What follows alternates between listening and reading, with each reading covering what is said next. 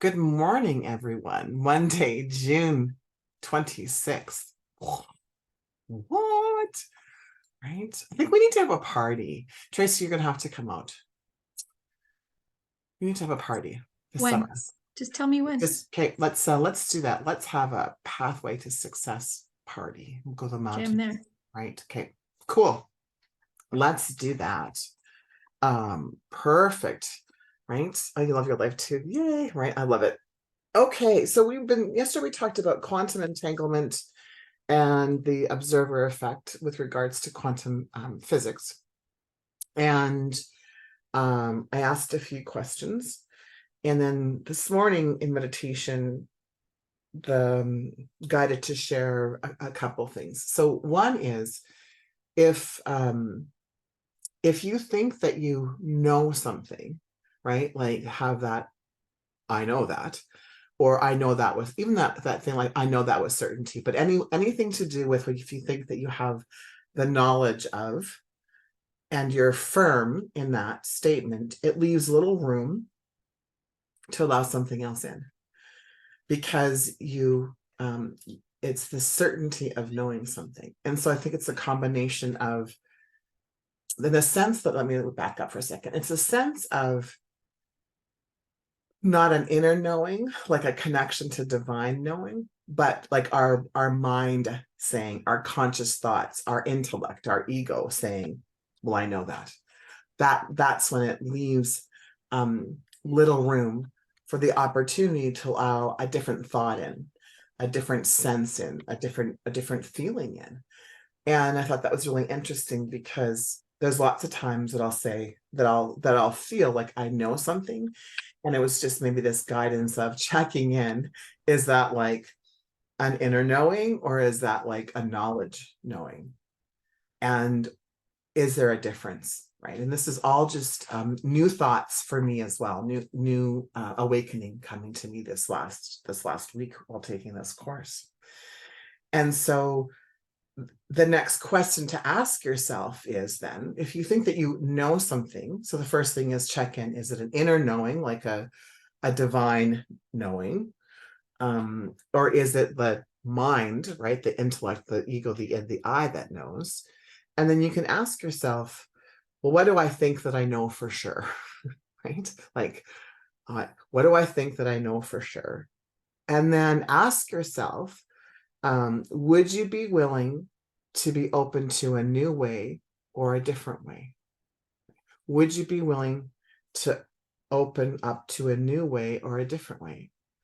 And I sense that this came from, because yesterday I talked about, like, in marketing, right? And we're online marketing, there seems to be a pattern of behavior, a pattern of like numbers that we're experiencing as a collective. But is that the truth with a capital T? Or did we as the collective decide that that's what the experience is? And so everyone else is having that experience, right? And that came because from a marketing perspective, I know the numbers. And so this morning is like, do I really know the numbers? Like my brain knows the numbers. My business side says this, but is that the truth? Is that like God's truth? Or is that the truth that I created because I know the numbers? It's kind of a mind fuck. I get it. Right. And so what if we approached it differently? So the question that came to me was, would you be willing to be open to a new way, Ranchelle? Would you be open to a different way? And so great question. So Sherry's asking, what do I mean about knowing the numbers? So it's kind of like if you do a Facebook ad, let's say, they say that less than 2% of people who see the ad will respond to your ad. And then they say that less than 2% will, right? So those are the numbers. So what if that wasn't actually true? Like, I know they say that. And so, so as a business person who knows her numbers, right? Like I'm an awareness of my conversion rates, I'm like all of that. And I think it's important that we understand our numbers. But if we're going into it, like this is the number, like this is what they say, whoever they are. Well, would we be open to what if that was incorrect? What if the collective agreed that that was the way to do it? So that's what happens. I mean, when more than one, right? When more than one mind agrees to something, it's the observer effect. If we have an expectation that it's going to be less than 2%, well, it does it not make even logical sense that that would happen? Then when we'll create and manifest the 2% and the 2% and the 2%. What if that was incorrect? Right. So and it goes, I think it goes back to even the question, asking why are you posting on Facebook? Well, like what's your intention of posting on Facebook? And checking in, to see where that's at. And so then the next series of questions that came this morning through meditation was, what is the purpose of your business? So what is your purpose of your business? What is your intention? But more so, so sorry, that was Ranchel's word, intention. I just got this. That's not what we said. Okay. What is the purpose of your, I know, right? I just got this. All right, I'm listening. What is the purpose of your business? And so is it to make money? And it's not, there's nothing wrong with that, but is the purpose of your business to make money so you can, and then insert the whatever you can. And so the end result can be revenue, but what comes before that, right? So what is the purpose of your business, right? So I think everyone's purpose of owning a business or having a business is revenue. I mean, that's logically, that makes sense. But and again, words are so important. If we look at, and this is for everyone individually, this isn't like just, okay, this is for everyone individually. Asking yourself, if the purpose of your business is to make money, and whatever word that you would have used, then look at and remember everything is an energy. Well, we're going to have the quantum, right? The observer effect, the entanglement effect. And so our business doesn't, like, it doesn't make us money. And there's a bit of an illusion. So we can take something and from a formless substance and turn it into form and create. Money is an energy just like everything else. So energy cannot be made nor destroyed. That's why I'm saying make money isn't necessarily the best verbiage for us, because it has this illusion, right, that we're creating, manifesting money, which I've used those words before. But if we go back into even quantum physics, energy just is, right? It just is. It can't be created, nor can it be destroyed. So yeah, Tracy says to provide resources, right? Exactly. So we start to think about, like, what is the purpose of owning a business? What is the purpose of, I mean, when we work for somebody else, the purpose is to, right, is to make money. So it makes sense that we naturally bring that conditioned response into our own business. And it's the conditioning of, this is how we make money, right? That we go to work, we make money, we earn a wage, right? We earn the revenue. There is an exchange. So I'm just going to recommend that you pause and contemplate and think about that question and what words resonate with you, and then actually look up the word.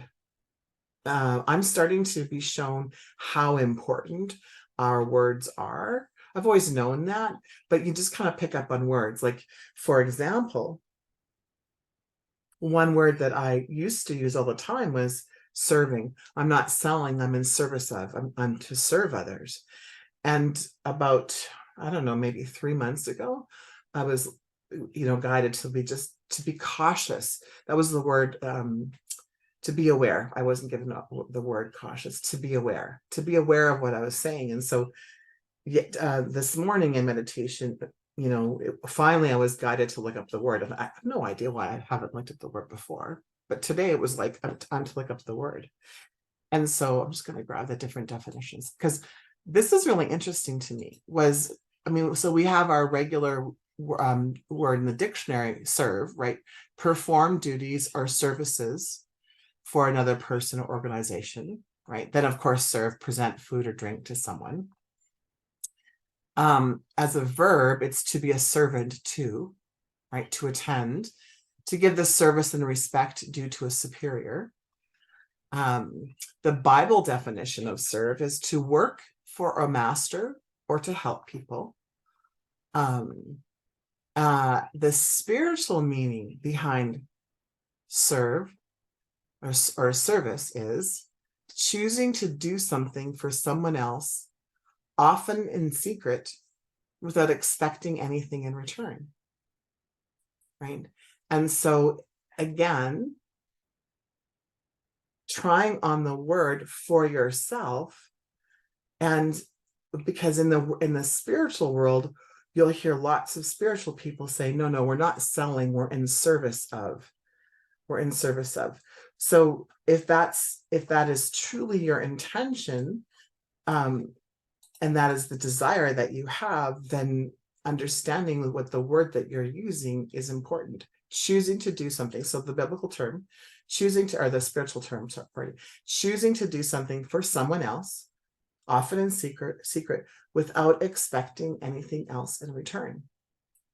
And so when we think about in the universal laws, right, that's part of one of the laws, right, is to do something, right? So the universal law of receiving is the universal law of gratitude. Actually, all of the universal law of gratitude, the universal law of, the name just escaped me, which is funny, the universal law of expansion. It's not what it's called, but I'm going to call it that today. Is I'm going to do this without the expectation of anything else in return. But here's the disconnect. In business, right, are you truly serving others without any expectation in return? I don't think that's true for most of us, right? Because there is an expectation of revenue, right? And so it's, again, the word's not wrong or bad. Creating revenue or pardon me, let me rephrase that. Getting paid, right, for what we do, not wrong or bad. But is it possible that there's a disconnect? And this is just, I don't know if there is. This is just questions that were posed to me this morning. Is it possible that intuitively, innately, there is a disconnect for people in business who say they want to serve their clients, right, without any expectation in return? From a marketing perspective, I'm absolutely happy, right, to serve a purpose in my business through my marketing efforts or through my sales funnel. But when it comes to like the relationship with the client, I don't even know if it's an expectation I have, but I think for me personally, I just need to settle into the energy of what that is, what that looks like, right? And so I think that's part of the challenge that the collective is feeling. Sherry wrote, I'm personally focusing on receiving to the equal degree that I give, right? As I feel I'm blocking flow if I'm not equally receiving. I love that. So being open to receiving as well, right? And which is fantastic. But the opportunity, and the opportunity that we have before us is to just, again, be in awareness of how we're showing up in business or in life. Do we think that we know, right? As teaching the coaching certification in NLP, there's something called deletions and generalizations and distortions in language. And it's so generalization is, well, he always does that, right? Or that never happens for me, is a generalization. And how often do we speak that language in life? In particular, I'm just going to focus on the business piece. How often do we think that, well, that doesn't work, or that never works for me, or any of that. We make these general statements. Can we be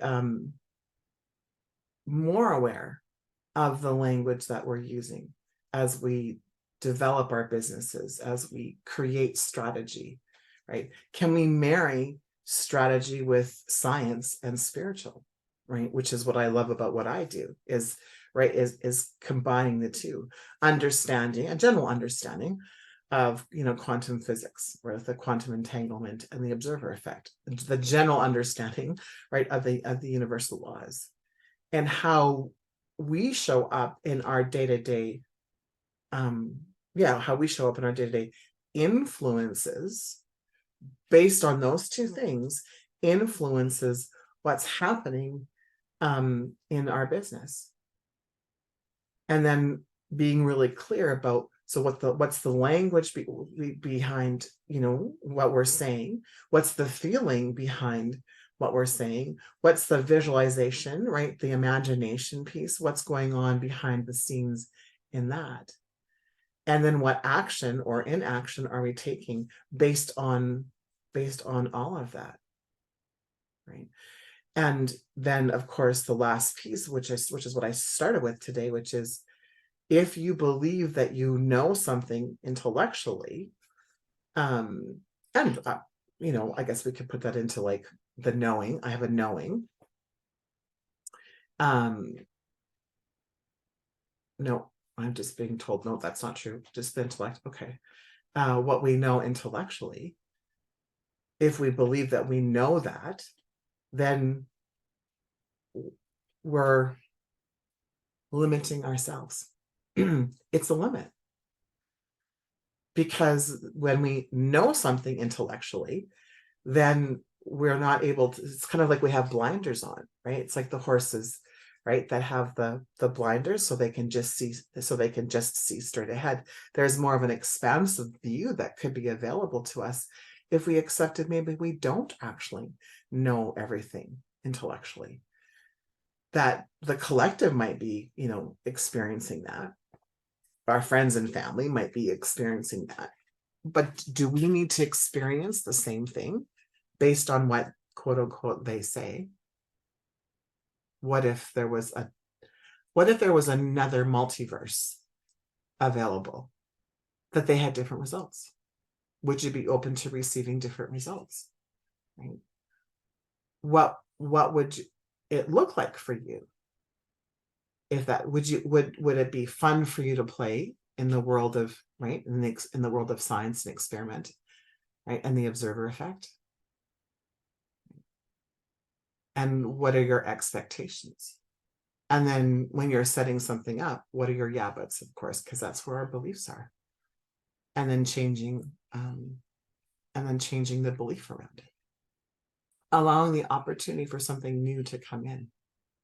Right? So in the world of spiritual, you'll hear that, well, I desire this thing or something more, because knowing full well, right, that my goal setting, my intentions are limited, right, to being an awareness that there might be some sort of limitation that I place on myself based on my past experience. So what limitations are you placing on yourself based on your past experiences?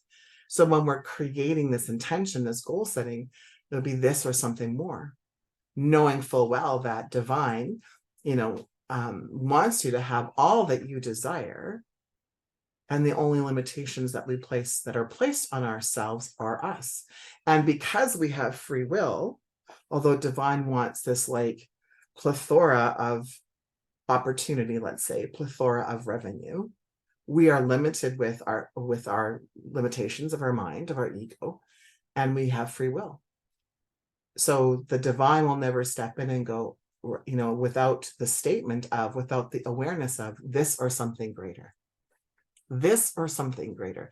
And I forget to say that, right? I forget to say this or something greater, knowing full well that I might be looking at things like this, right? And so what would that be like to open it up just a little bit more? and the opportunities that we would have that. And so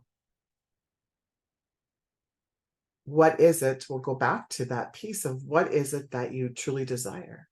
And talking about even being an awareness of the want. What and you know, I hear this lots in the world of, and in the spiritual world, don't use the word want because there's that means lack. And okay, I accept that information. And what if my intention behind it isn't lack? What if it's not lack? It's just a word that I'm using. Or is it a limiting belief? Is my ego wanting to like squash the desires? I don't know. I don't know, truthfully. Ranchal, the personality, is like, no. But it's an opportunity for all of us to explore what works for you, right? What works for you versus what works for somebody else. Because it doesn't really matter if it works for somebody else. I personally, I don't think so. I think it needs to go, what works for you? Right? And then if you're using verbiage and you have a desire, an intention, a goal, and that's not unfolding, then you have an opportunity to look at the language that you're using. Be open to a different way. Right? We're so powerful, right? So it's like, okay, well, I'm using this language. That doesn't seem to be right. I'm observing that the outcome isn't really what I desire. It's right. And so it's not a bad thing. I'm not a bad person. I'm not doing anything wrong. But what is another opportunity? What is a different way for me to look at this? Right? We know that energy flows through, like, right, it flows through us. I always point to the crown chakra. That's just a habit. I don't necessarily know for sure if it flows, like right through us this way. Because through their feet, it could be like, I don't know. But if we accept that energy flows through us, like we have a body, we're a spiritual being, we have the intellect, and we have a body. We're a triune being. Right. So energy flows to and through us. Right. If everything is energy, because remember, in quantum physics, nothing is created nor destroyed. Energy just is. So if energy just is, if we can accept that without having to the intellectual, I mean, there is lots of science behind the quantum physics of energy just is. Right. So if you're really interested in wrapping your logical brain around that, then I would encourage you, to check in. Is that your ego that needs to know because it doesn't want to allow you the exploration of just accepting something without knowing? So if we can move into this acceptance of energy just is, that's not created nor is it destroyed, and everything is in the formless substance, and we have the opportunity to create it into form. And the only thing that's required to go from formless substance to form is our openness to receive, right? Our ability to imagine, to visualize the thing that we desire, our non-attachment to the thing, right? If we get attached to the way that it is, then that's what creates resistance. As Tracy's giggling, right? Then there's resistance to that. You create resistance by being attached. So it's in formless substance. Everything that you could possibly desire is energy, and it's surrounding you now. So I'm looking at it as like there's like little particles, right? Like there's like atoms and neurons and protons. They're all just like, this is like floating, kind of like but like the fuzzy dust. So we have like the pollen, right? In Alberta, like we have in the spring, right? There's like all of these like fuzzies, right? Or the dust in your house. I'm sure I'm not the only person that, right? When the window's coming in and you see the dust floating in your house, you think, holy shit, right? That's how I'm imagining this now, right? That, and the energy is like that, like dust in my house. It's there all the time, right? It's just there. right? It's just energy. And the individual, well, the triune being, is to imagine what would it be like to take the formless substance into the form and not be attached and just follow action. What if it was that simple? And I think it is. What if it was that simple? What's in your dust bunnies? What's in the dust floating in the air? What does that look like for you? And then taking inspired action, right? Because the first part of the action is the visualization, is to imagine. That's the first action we take, right?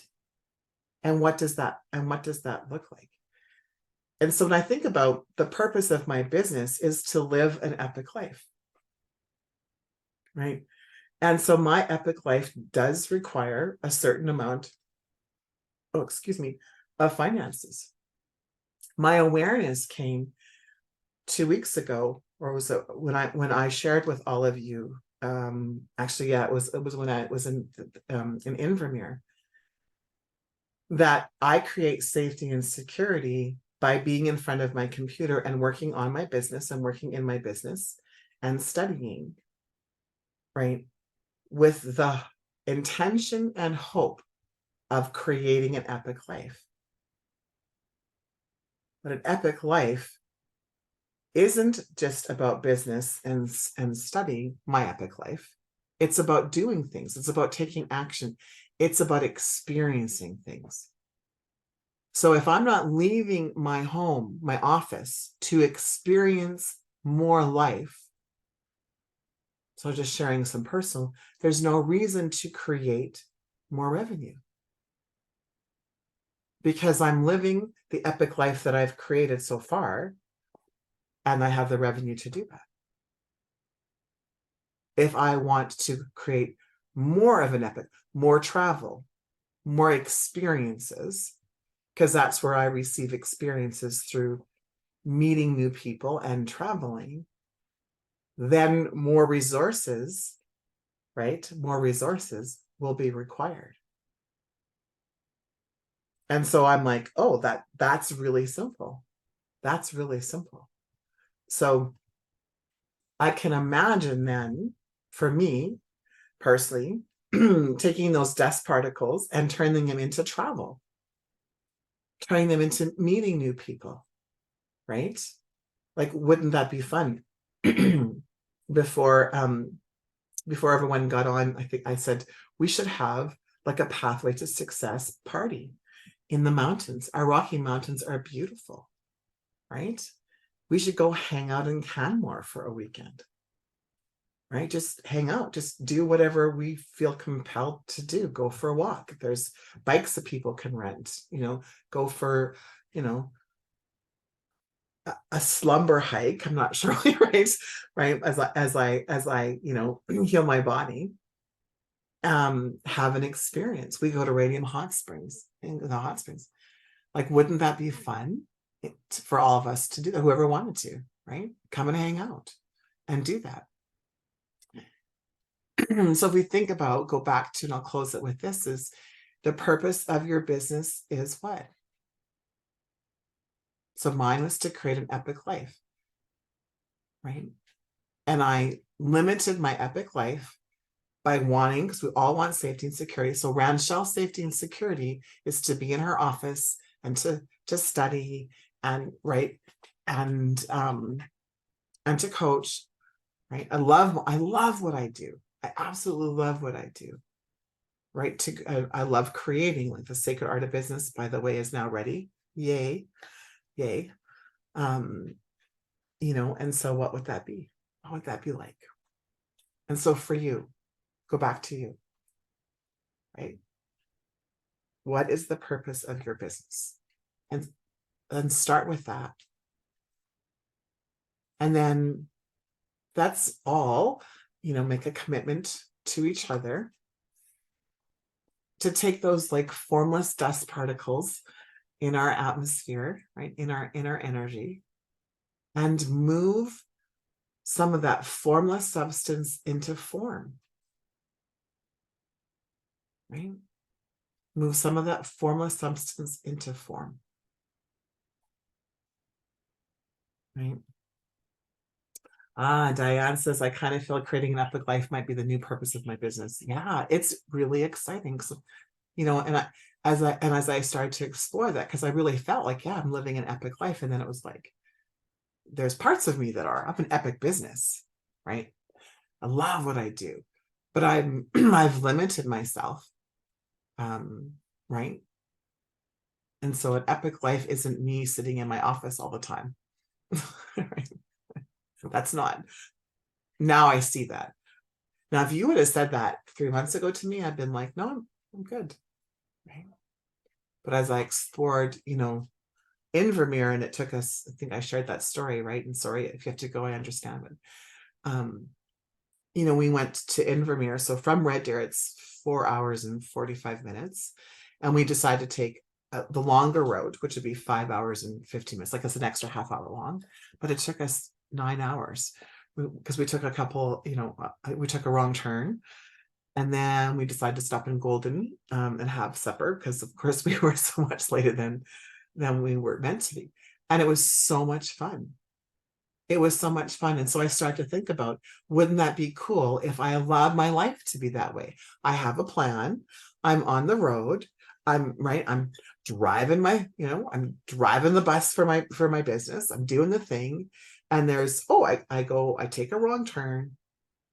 But I enjoy and laugh all the way through finding a new turn to go in the direction, right? We were still going to Invermere. We were just going in, I'm going to use the word wrong. It wasn't even the wrong way. It was an alternative long way, right? And I think our life is like that, but we get so focused on, I had a plan and I'm attached to the journey. I'm attached to the journey. So are you attached to the journey? Are you attached to the outcome? Right? And that's, I think, where we're placing our limits on us. Right? Let's just have some fun and create, right? Let's create an epic life. That to me sounds, and that's what again, Diana, I agree with you. My purpose of my business is to create an epic life. And I haven't been clear on what my epic life could look like. Bits and pieces. Costa Rica, epic, right? Having a retreat center in Costa Rica, epic, right? And now I'm going to add this or something more, because what if the divine wants more than Costa Rica for me, and all I can see is Costa Rica? And so then if we do that, then it's also opening up to the journey, right? Because perhaps maybe I think it's Costa Rica. What if it's something different? So if I'm only focused on Costa Rica, this is the way to Costa Rica. It's like this, but God has something planned differently for me. But I'm so like, this is what it is, that I'm only taking the route that's 4 hours and 45 minutes and not the 9-hour route. And there was so much, it was so beautiful to drive that long way, and had so much fun because I had 4 extra hours of visiting with someone who I hadn't been visited for a long time. 4 extra hours of laughing so hard. One time I said, stop making me laugh. I'm going to pee my pants. Right? 4 extra hours of joy because I didn't get attached to there was only one way to go to Invermere. So what could that be for you? All right. Love you. Wow. Have an incredible day. And I'll see some of you later on today.